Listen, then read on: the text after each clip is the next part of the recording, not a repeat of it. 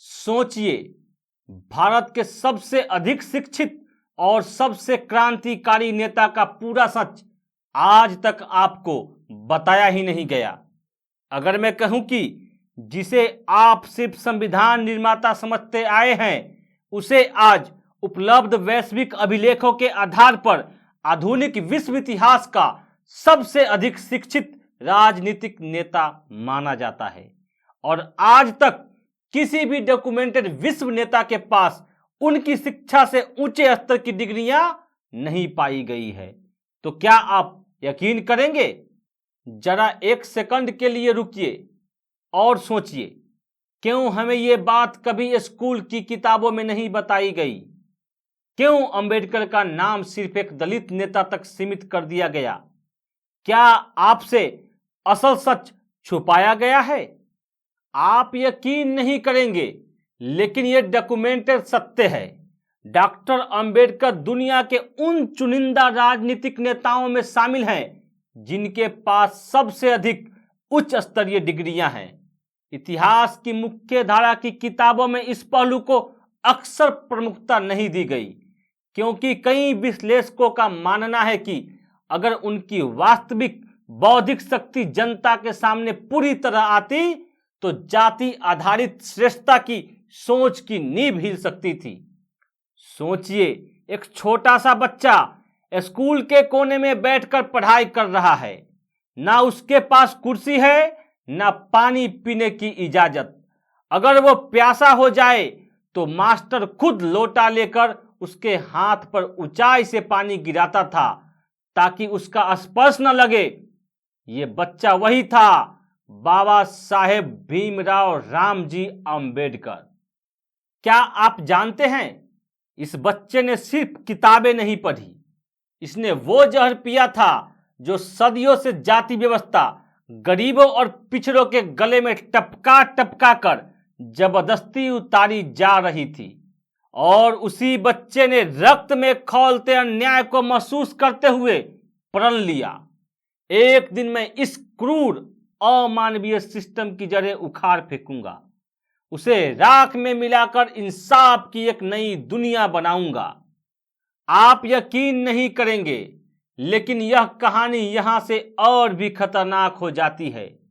Doctor Bhimrao Ambedkar को विदेश भेजने का फैसला बड़ौदा रियासत के महाराजा सयाजीराव गायकवाड़ ने लिया था, जो उस समय ब्रिटिश क्राउन के अधीन एक शक्तिशाली प्रिंसली स्टेट था। अब सवाल यह उठता है, एक दलित युवक को इतनी बड़ी स्कॉलरशिप आखिर क्यों दी गई? क्या यह समाज सुधार का कदम था या इसके पीछे एक गहरी राजनीतिक चाल छुपी थी? कई इतिहासकारों का मानना है कि अंग्रेज इस कदम को एक सामाजिक प्रयोग की तरह देख रहे थे। उनकी सोच थी, अगर एक शूद्र युवक उच्च शिक्षा पाकर लौटा तो भारतीय समाज के ऊंचे वर्गों में उथल पुथल मचेगी और यह विभाजन अंग्रेजों की डिवाइड एंड रूल नीति को और भी मजबूत करेगा। लेकिन अंग्रेज यह भूल गए थे, जिसे वो मोहरा समझ रहे थे वही मोहरा आगे चलकर पूरी शतरंज का खेल पलट देगा। अब जरा ध्यान से वीडियो देखिए, क्योंकि जो मैं अब बताने जा रहा हूं वो सुनकर आपकी रूह कांप जाएगी। डॉक्टर अंबेडकर ने सिर्फ एक या दो नहीं, बल्कि दर्जनों उच्च स्तरीय शैक्षणिक उपाधियां और डॉक्टरेट्स हासिल की, जिनमें विश्व की सबसे प्रतिष्ठित संस्थाएं शामिल थी। कोलंबिया यूनिवर्सिटी से PhD, London school of economics से डॉक्टर ऑफ साइंस यानी डीएससी, जिसे विश्व की सर्वोच्च शैक्षणिक डिग्री माना जाता है। ग्रेज इन लंदन से बैरिस्टर एट लॉ, ब्रिटिश न्याय व्यवस्था की उच्चतम विधिक उपाधि। कोलंबिया यूनिवर्सिटी ने उनकी शोध थीसिस को अपनी most valuable and historically significant intellectual contributions में शामिल किया है, जो आज भी विश्वविद्यालय के अभिलेखागार में सुरक्षित है। इतिहास में डॉक्यूमेंटेड रिकॉर्ड्स के अनुसार इतने उच्च स्तर की शिक्षा किसी भी राजनीतिक नेता के पास आज तक दर्ज नहीं की गई। आज भी भारत की पूरी राजनीति में चाहे वह सांसद हो, मुख्यमंत्री या प्रधानमंत्री। किसी एक भी व्यक्ति के पास डॉक्टर अंबेडकर जैसी बहुआयामी और अंतरराष्ट्रीय स्तर की उच्चतम डिग्रियां डॉक्यूमेंटेड रूप से नहीं है। इतिहासकारों का स्पष्ट मत है, भारत के आधुनिक इतिहास में अब तक अंबेडकर जैसा ग्लोबली एजुकेटेड लीडर दूसरा नहीं हुआ। आज दुनिया के कई देशों की यूनिवर्सिटियों जैसे अमेरिका की कोलंबिया यूनिवर्सिटी, ब्रिटेन की London school of economics, Japan, Korea और कनाडा की कई यूनिवर्सिटियों में डॉक्टर भीमराव अंबेडकर को केवल भारतीय नेता नहीं बल्कि एक वैश्विक मानवाधिकार चिंतक और सामाजिक न्याय के अंतरराष्ट्रीय प्रतीक के रूप में पढ़ाया जाता है। उनकी शिक्षा, आर्थिक नीतियां और जाति उन्मूलन के सिद्धांत दुनिया में सामाजिक बराबरी के मॉडल के रूप में पढ़े और शोध किए जाते हैं। लेकिन असली खेल अब शुरू होता है। अंबेडकर जब भारत लौटे तो वो केवल पढ़ा लिखा लड़का ही नहीं कहलाए, वो एक ऐसा साइलेंट एटम बम बने जो 3000 साल पुरानी जाति व्यवस्था और छुआछूत को जड़ से हिला हिला कर उखाड़ फेंके। भारतीय इतिहास में डॉक्टर भीमराव अंबेडकर वह अद्वितीय व्यक्ति थे जिन्हें संविधान निर्माण समिति का नेतृत्व राजनीतिक प्रभाव से नहीं बल्कि उनकी अभूतपूर्व योग्यता के आधार पर सौंपा गया। संविधान सभा के अधिकांश सदस्यों ने एक मत होकर कहा, यह कार्य केवल अंबेडकर ही कर सकते हैं, क्योंकि वे उन दुर्लभ विद्वानों में थे जिन्होंने दुनिया के 11 देशों के संविधान का गहन तुलनात्मक अध्ययन किया था।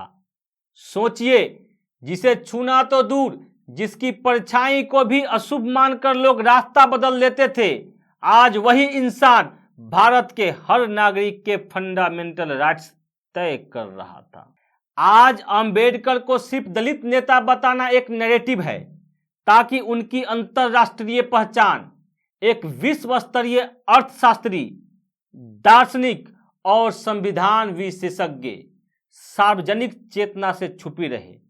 क्योंकि अगर आज का युवा ये जान जाए कि एक दलित व्यक्ति शिक्षा के बल पर इस देश के सबसे प्रभावशाली और सम्मानित दिमागों से भी आगे निकल गया तो जाति व्यवस्था की नींव हिल जाएगी।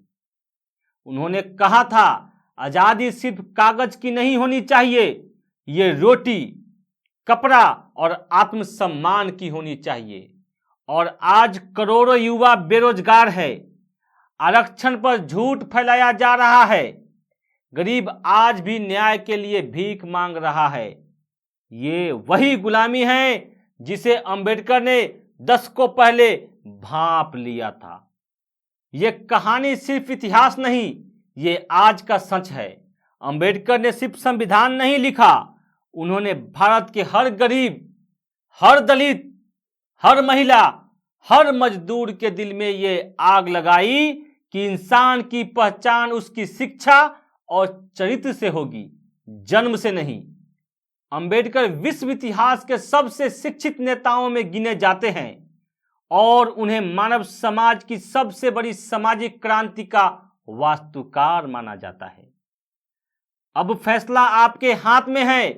क्या आप अंबेडकर को सिर्फ दलित नेता मानकर सिस्टम की साजिश में फंसेंगे या आप ये सच फैलाएंगे? कमेंट में बताइए। क्या आप अंबेडकर को सिर्फ संविधान निर्माता मानते हैं या आज पहली बार उनकी असली ताकत देखी? वीडियो को शेयर करें, क्योंकि ये लड़ाई इतिहास की नहीं, आपकी रगों में बह रहे स्वाभिमान की है। तो साथियों, इस वीडियो में बस इतना ही। अगले वीडियो में फिर मिलेंगे एक नए और जबरदस्त टॉपिक के साथ। जय हिंद।